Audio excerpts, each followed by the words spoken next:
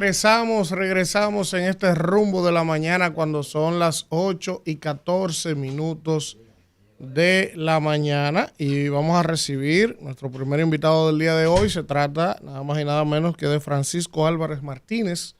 Él es abogado, penalista y con él vamos a tratar un tema que está muy en el tapete.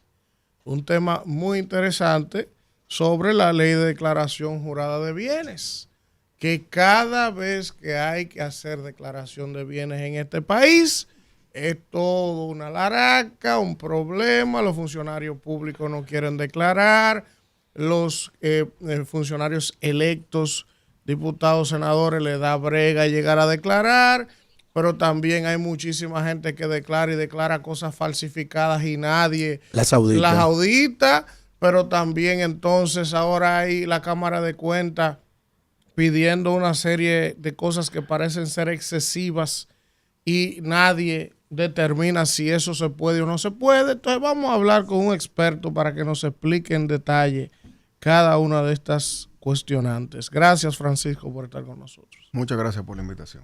Francisco, comenzar conociendo la ley de declaración jurada de bienes, si está actualizada, es robusta, es funcional la ley que tenemos.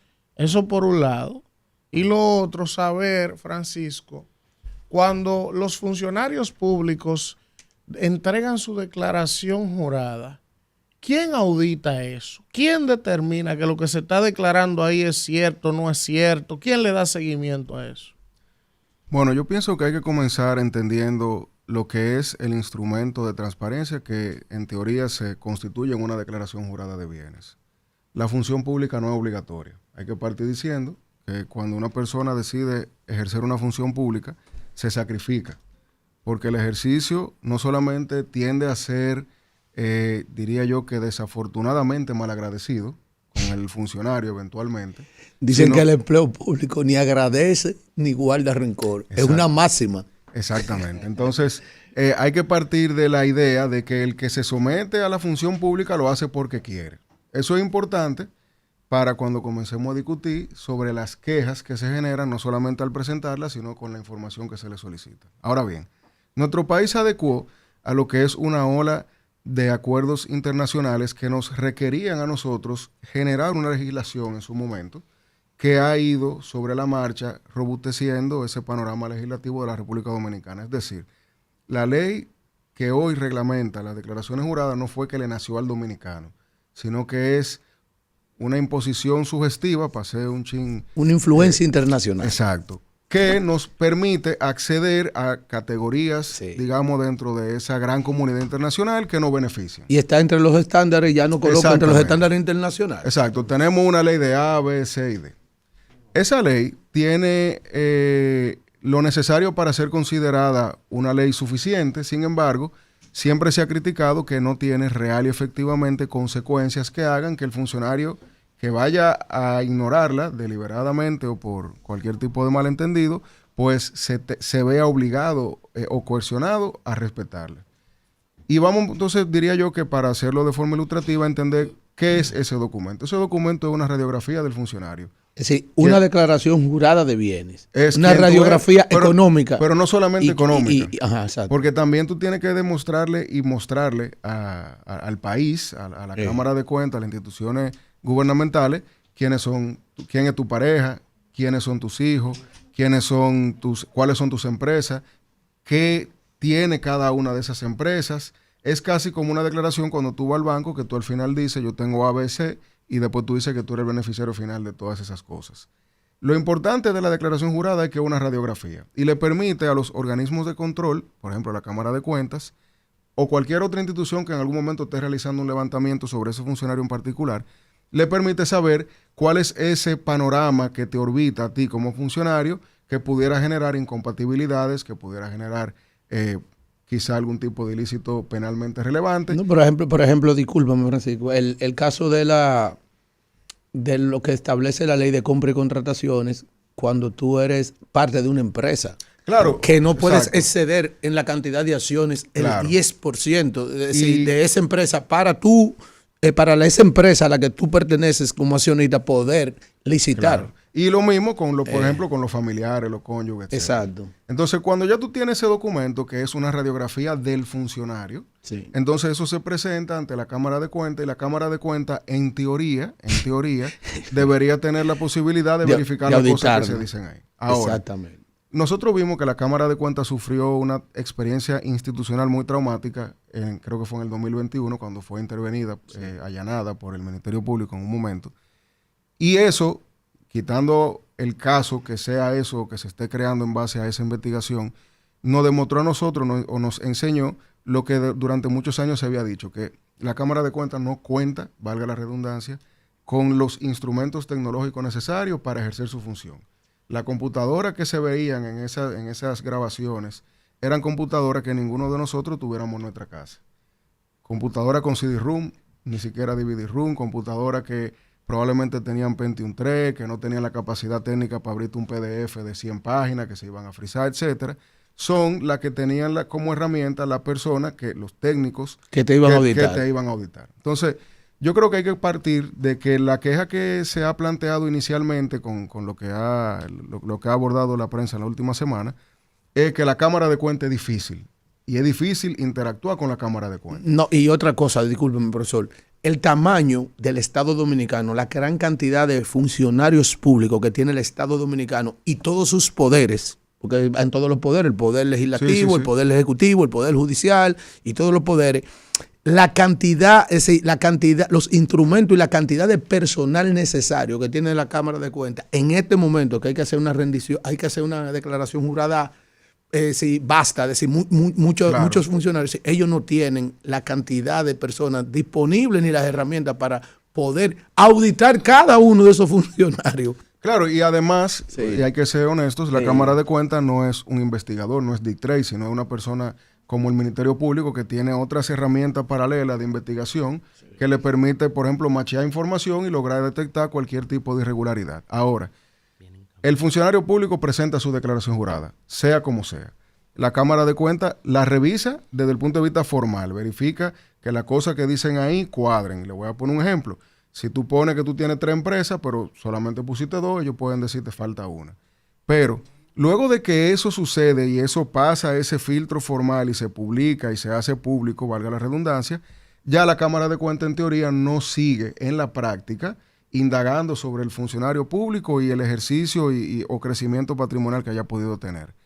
Por eso es que yo digo que ese documento se hace una herramienta, porque si mañana yo, le voy a poner un ejemplo, estoy participando en un proceso de compra y quiero saber si fulano de tal tiene alguna vinculación con el ministro, con el director o con el incumbente, yo puedo googlear Francisco Álvarez Martínez y pongo entre paréntesis declaración jurada y me va a salir ese documento. Por eso es una herramienta de transparencia. ¿Qué pasa cuando esa herramienta de transparencia no tiene información válida? Y yo digo válida, no estoy diciendo ni falsa ni estoy diciendo irregular, estoy diciendo válida.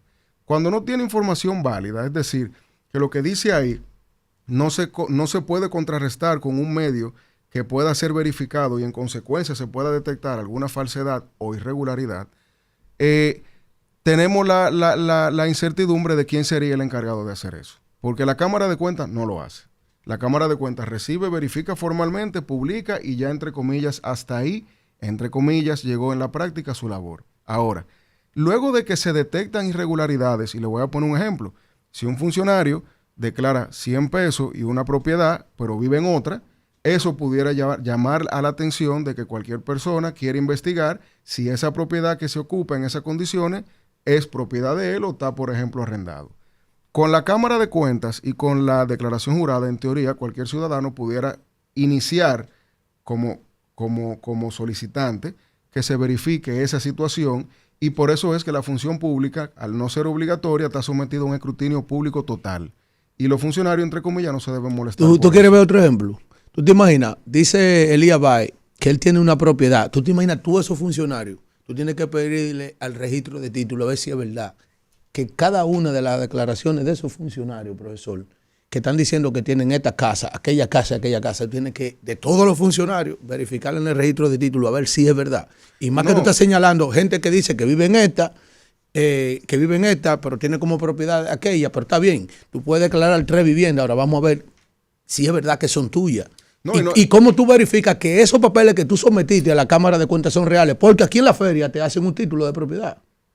Igualito al que te da el Tribunal Superior, el de tierra ahí abajo. Y no solamente eso, sino que hay muchos métodos en el cual tú adquieres la propiedad. Por ejemplo, tú puedes tener un contrato de promesa de venta del cual tú has saldado la mitad de la propiedad y todavía tú no eres el titular, pero entre comillas ya tú eres de hecho el titular y el que se beneficia, que está usufructando el inmueble. Entonces, Francisco, una cosa, antes que se nos quede y seguir avanzando, ha habido quejas recurrentes, sobre todo los diputados en estos días, de que la Cámara de Cuentas le está pidiendo cosas que nunca se habían pedido, de que los sellos de pasaporte para la copia de las hojas del pasaporte y los 3 últimos estados de cuenta. Los estados de cuenta, la tarjeta de crédito, eso es legal, no es legal. Es nuevo. Es nuevo. ¿Hasta dónde la ley faculta a la Cámara de Cuentas hacer eso?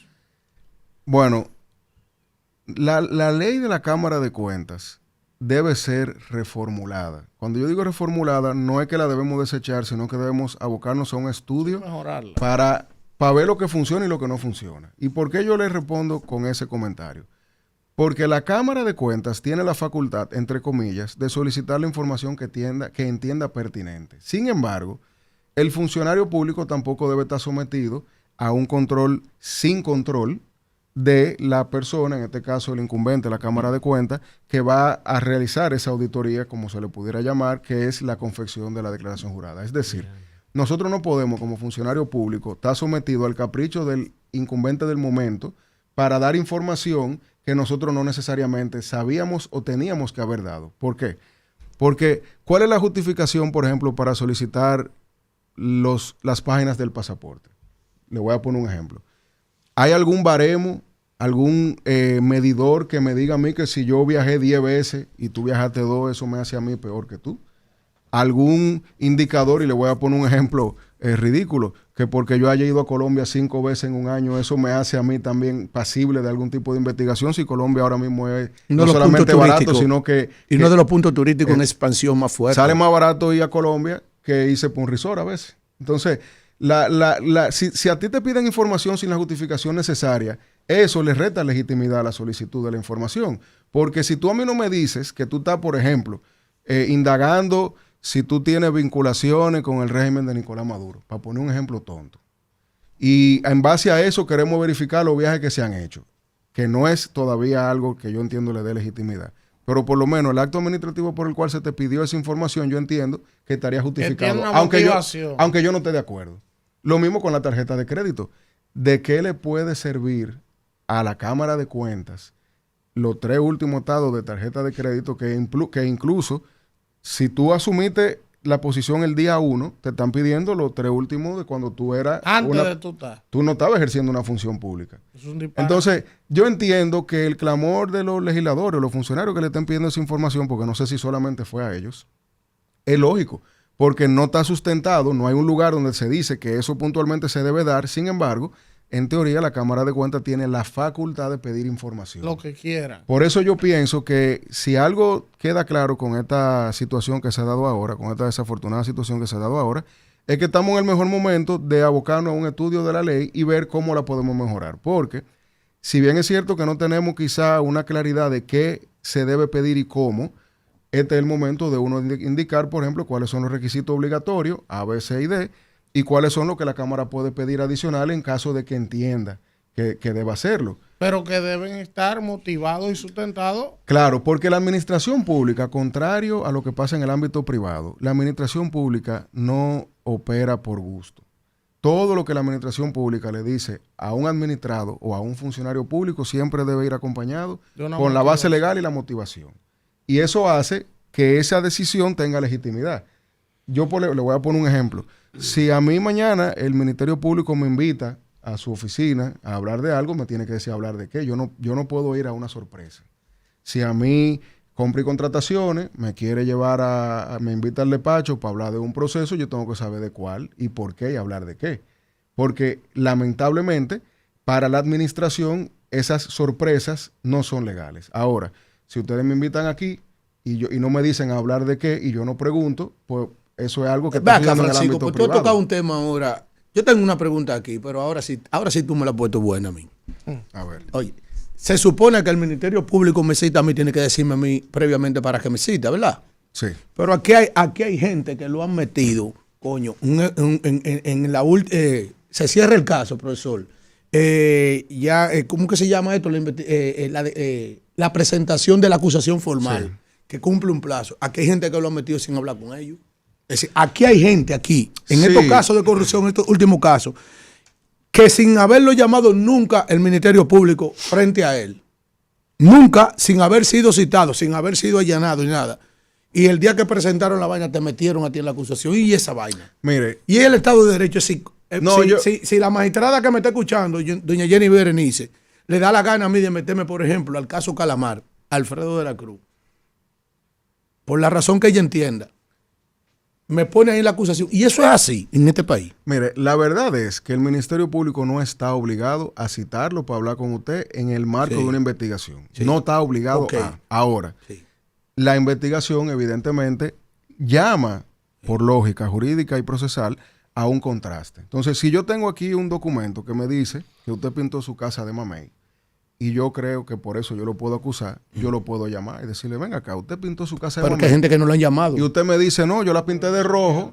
y el sol la puso mamey. Y quizás esa es la respuesta que a mí me quitaría de la cabeza que yo lo voy a acusar. Ahora, el Ministerio Público no está obligado a hacerlo. Es una decisión que hace el órgano investigador o sus fiscales. Sí. Y por eso es que la discusión, y le voy a poner un ejemplo que se va a tener en los próximos meses / años, la discusión de cuándo inicia el plazo de la duración máxima del proceso, parte de esa misma situación, porque hay tesis, incluso reconocidas constitucionalmente, que dicen que el plazo máximo de la investigación comienza con cuando te llaman al despacho a hablar, a investigarte. Hay otras que dicen que si te apresan, otros que con una orden, etcétera. Entonces, yo pienso que el Ministerio Público, para cuidar su proceso en el tiempo, no necesariamente llama a todo el mundo. Lo ideal fuese que lo hiciera, o yo soy de lo que piensa que... Hoy, ¿cómo va a ser que yo soy un dominicano? No, y quizás tú tienes la respuesta yo estoy aquí sentado, yo no tengo nada que hablar. Y otra cosa, ellos meten gente en proceso y luego se determina que no tiene nada que ver y la gente queda sucia en los medios de comunicación y en estas hordas mediáticas, pues mucho más. Ellos ni piden excusa ni nada que se parezca. Oye lo que yo te estoy diciendo y quiero repetirlo. No puede ser. Y si eso está conferido entre la ley, eso hay que revisarlo. Tú sabes lo que es que sin hablar contigo, sin nadie llamarte ni averiguar contigo, nada, ni verificar nada contigo nunca, diga que yo estoy aquí sentado y diga que en una acusación formal que se está venciendo el plazo, el Ministerio Público ponga Alfredo de la Cruz así. Él te explicó así, que eso es una facultad. Méteme a mí así, sí, sin hablar conmigo. Sí, él te lo explicó. Sí. Porque ellos no tienen que citar a todos los implicados de una investigación. Ellos citan lo que entienden que son más relevantes. Bueno. Francisco. En principio, la duración máxima del proceso, hay dos cosas. El Ministerio Público tiene un plazo máximo para producir un acto conclusivo. El acto conclusivo es o archivar o acusar. Por eso nosotros vimos en algunos de los casos, de estos casos, Coral, qué sé yo qué, que había como un tiempo en contra que se iba consumiendo para presentar la acusación. Sí, y después ellos vulneraron ese plazo, se les dio la prórroga. Claro, porque el Ministerio Público, próximo al vencimiento del plazo, y después le dan 15 días para que la presente. Y si no la presenta, se tiene que intimar y lo pueden presentar en el marco de esa intimación. Pero espérate, tú dijiste una cosa importante ahora. Tú dijiste que el Ministerio Público tiene un plazo para presentar una acusación o para archivar. Sí, el acto conclusivo. Pero tiene que hacer una de dos. Tiene que hacer una de dos. ¿Y qué pasa, por ejemplo, si el Ministerio Público le inicia una investigación a un ciudadano por la razón que sea? Investiga y determina que no tenía ningún elemento probatorio para abrirle un caso, ¿verdad? El Ministerio Público no está obligado a resarcir a ese ciudadano diciendo, mira, investigué y no encontré nada en contra de fulano. Y decidí archivar. Mira, archivar. O sea, ellos no están obligados, por ejemplo, porque si a ti te hacen una investigación y con todo este escándalo mediático que se está haciendo ahora y dicen, bueno, estamos investigando a Arturo, estamos investigando por una presunta sospecha de tal, y después que te investigas resulta que ellos no encontraron nada para probarte ni para abrirte un caso. No deben en esa misma dimensión resarcirte porque ellos hicieron público que te estaban investigando. ¿Por qué después no dicen, mire, no encontramos nada contra él y está archivado? Ellos no están obligados a hacer eso también. Mire, en los últimos 4 años hemos visto en el Tribunal Supremo Administrativo varias sentencias que han condenado al Ministerio Público, a la Procuraduría o al fiscal cuando se han excedido. Ahora, la investigación es una facultad del Ministerio Público. Sí. La investigación es un uso normal de un derecho que se le da a ese órgano investigador. Si a mí me investigan y en el marco de la investigación eso se hace público y evidentemente el tribunal de la opinión pública es implacable. Eso, para bien o para mal, nadie te quita ese estigma, ni una sentencia a favor, ni un archivo de un expediente. Vamos a decir que te maltrata. Lo que va a poder eventualmente hacer que un Ministerio Público, un fiscal o cualquier persona sea culpable y te tenga que resarcir ese daño va a ser su comportamiento. Es decir, la investigación por sí sola es una facultad que tiene el Ministerio Público. Ahora, hay un caso muy famoso, que ahora mismo no recuerdo el nombre, pero fue una de las primeras sentencias que salió, me parece que en el 2021, donde se condenó al pago, creo que de $1 millón a un fiscal, porque él parece ser que en la instrumentación de un expediente de medida de coerción, algo ocurrió que hizo que él se excediera en sus funciones y hubo una persona que duró preso 6 meses. Y esa persona, luego de que todo el proceso concluyó, se archivó, etcétera, fue a los tribunales y dijo, a mí hay que resarcirme. Y se condenó al fiscal, no a la Procuraduría, a $1 millón. Eso después se recurrió y no sé en qué quedó. Pero hay el precedente. Sí, claro. Mira, yo fui fiscal 12 años. Hay que delimitar sobre el proceso penal. Empiezan a correr los plazos a partir de que tú judicializas el caso. Es decir, el DNI te empieza a chequear a ti. Tú estás bregando con droga, la DNCD, pero tú ni siquiera te enteras si no encuentro nada. Igual hace el Ministerio Público. Te estoy investigando a ver qué es lo que está haciendo. No encuentro nada, tú ni siquiera te enteras. Ahora bien, si yo te cito para interrogarte, porque te estoy investigando, debo de decirte por qué te estoy citando. Sí, en el acto de citación, en virtud de esto y esto y esto. Cuando te interrogo, por ejemplo, yo tuve un caso de un abogado que lo allanan, amigo mío, en su casa de Santiago, peleé con Jerry, yo me acuerdo esa vez, 2 fiscales, y fuimos a la DNCD que yo, pues lo interrogaron, no, es que el número que mandaron 100 kilos para Miami, está a tu nombre, pero fue que le falsificaron la firma. Ok, claro. Váyase para su casa. ¿Verdad? Ahora, si se decide llevar a ese muchacho ante el juez, conocer una medida de coerción, empiezan a correr los plazos, que va a depender de lo que diga el juez. Bueno, te dio una medida de coerción de garantía económica, 6 meses. Te di una medida de coerción, prisión preventiva, 3 meses tiene el Ministerio Público para hacer un acto conclusivo, que es o acusar o archivar. Y el Ministerio Público en investigación tiene inmunidad, salvo que haya dolo. En el caso de, ¿qué fue lo que hizo el fiscal? Se cedió. Él dijo que citó a la persona y que la persona no fue. Y en virtud de que no fue, él solicitó una orden de arresto. Cuando el abogado fue donde el juez le dijo, dígale que le presente la cita. No existía la cita. Pues usted cometió dolo ahí. Entonces lo condenaron, lo demandan y lo condenaron porque él ¿tú conoces ese habló caso? Mentira. Habló mentira y hizo un acto doloso. Y entonces comprometió su responsabilidad patrimonial. Claro, se excedió en el ejercicio de su función. Eso es así. Mano. Y hay un tema importante que quizá para dar ese contexto, hace unos días nosotros nos enteramos de que el Ministerio Público archivó provisionalmente el caso de la joven que había sido... Paola Santana. Paula. La de la zona franca. Sí. Que allá habían denuncias en recursos humanos sobre el acoso de 2 personas específicamente. Exactamente. Eso, para que la gente entienda lo que es el acto conclusivo. Estaba llegándole el límite al Ministerio Público de presentar una acusación.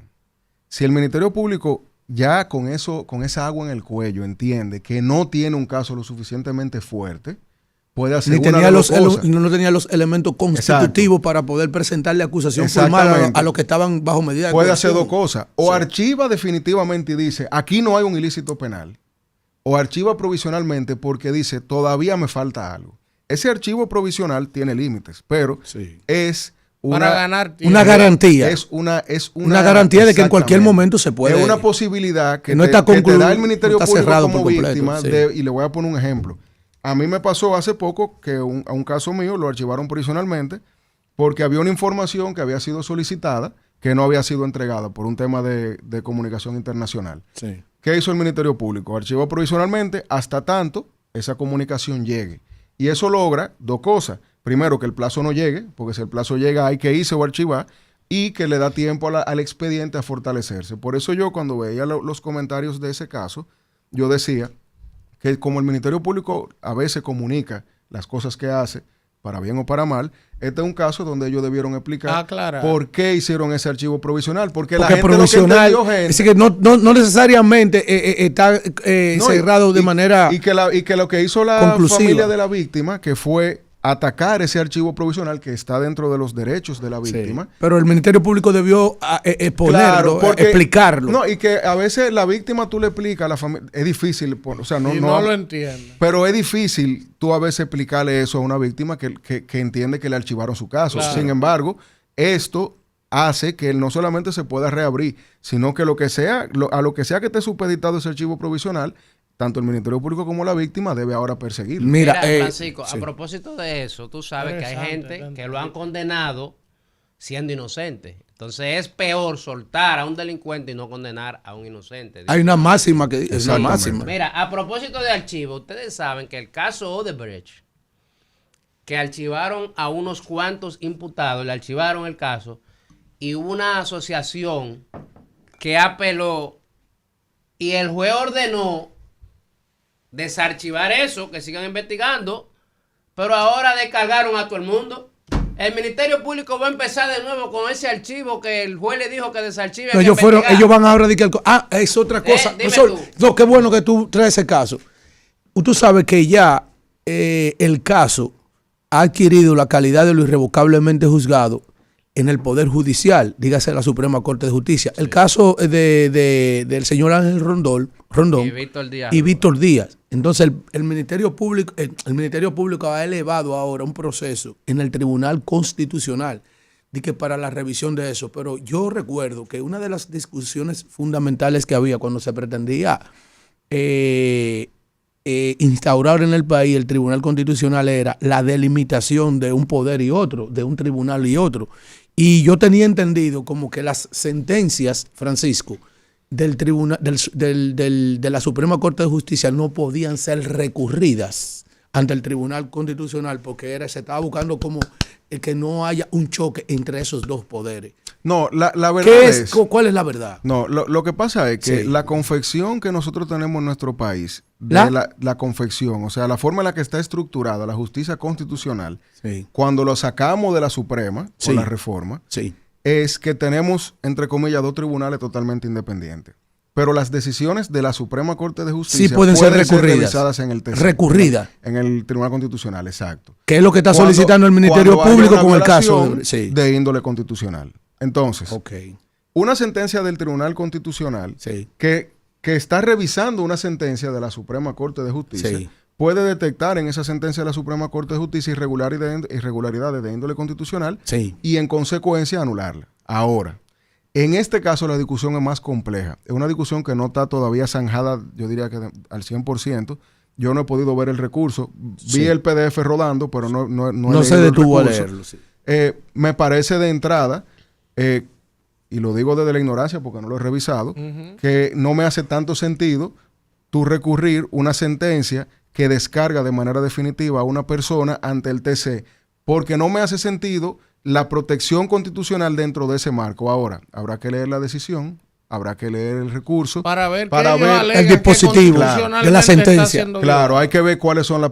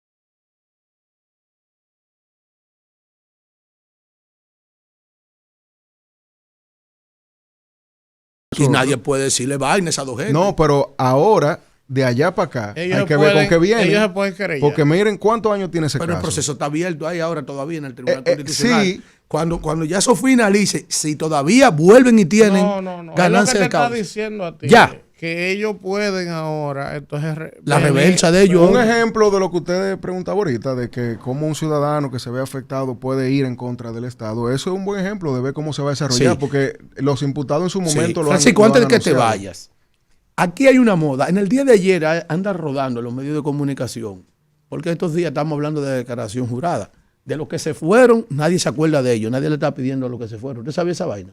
Aunque tienen que hacer la declaración los que se fueron. Por ejemplo, ese que está ahí al lado suyo dice que ha presentado problemas, la plataforma y una cuanta cosa, pero él tiene que él era diputado. Sí. Pero también hay funcionarios que también salieron del tren. Nadie habla de nosotros, los que nos fuimos. Exactamente. Nada más me queda el fui. Sí.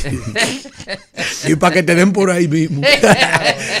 Francisco, ayer había, no voy a citar el nombre, porque no estoy en ánimo de hacer daño, una declaración jurada que caminó mucho en los medios de comunicación y se ha establecido prácticamente como una moda en los últimos días de que se presenta en el renglón de los activos el items sobre las cuentas por cobrar que son activos.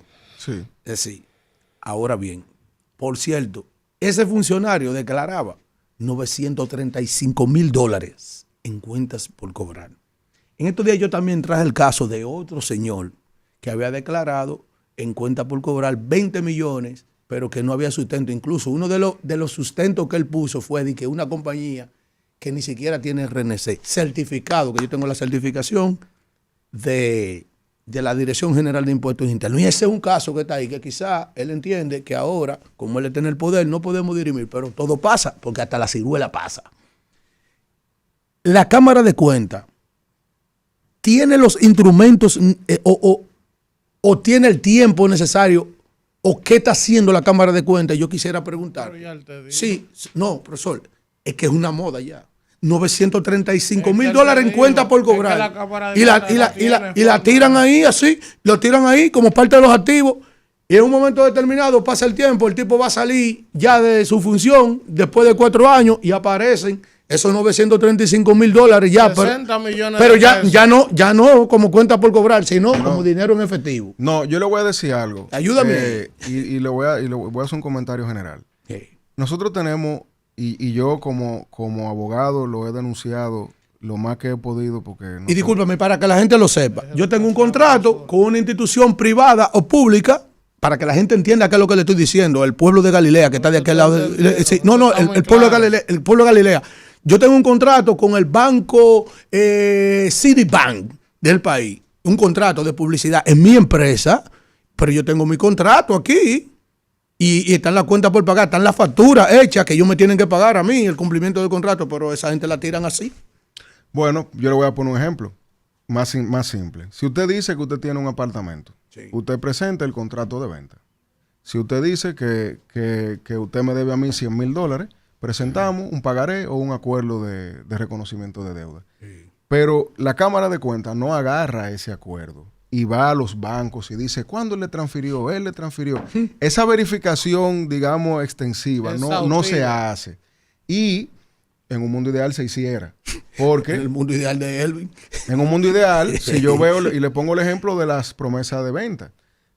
Si yo pongo que yo soy dueño de un inmueble que vale 100 millones de pesos, pero genuinamente lo que yo tengo es una promesa de venta, un derecho que está en creación, que se está formando con los pagos que yo hago, y hasta que yo no pague o coja un préstamo no va a ser mío, en teoría yo eso no lo pondría como un activo. Pero la Cámara de Cuentas tiene las manos atadas porque técnicamente la declaración es válida. Él está diciendo, yo estoy en proceso de adquirir este inmueble por lo que yo lo considero un activo.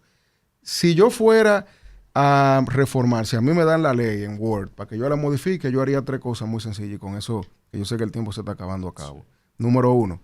Yo haría que la sanción a la falta de presentación sea la inhabilitación de ejercer el cargo y de ocupar la función. Porque a veces uno oye, no se le va a pagar el salario, pero la mayoría de esos funcionarios, por lo menos de ese nivel, el salario es algo casi simbólico. No es de lo que viven, digo. Número 1. Número 2, todo el funcionario le impide ocupar el puesto, el cargo, el despacho, y eso sí es un problema para él. Número 2, la verificación al salir de la Cámara de Cuentas, digo, de la función pública, yo haría una investigación de oficio del Ministerio Público, pero por una razón muy puntual. Esa va a ser la mejor carta de presentación del funcionario que sale para que no lo vengan a molestar en 10 años. ¿Y por qué yo digo 10 años? Porque tenemos un proyecto de Código Penal que quiere meter la prescripción en 20 años, que para mí es una locura.